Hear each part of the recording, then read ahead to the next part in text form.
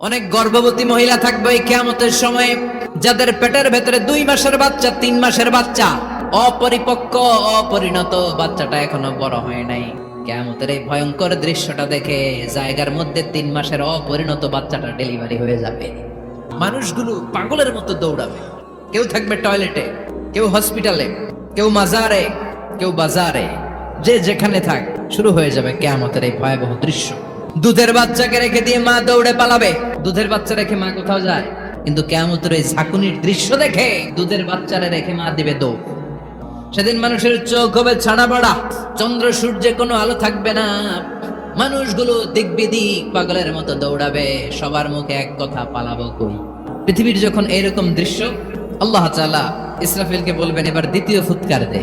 ফু দেওয়ার সাথে সাথে পৃথিবীর সব মানুষগুলো মরে শেষ, কেউ থাকবে?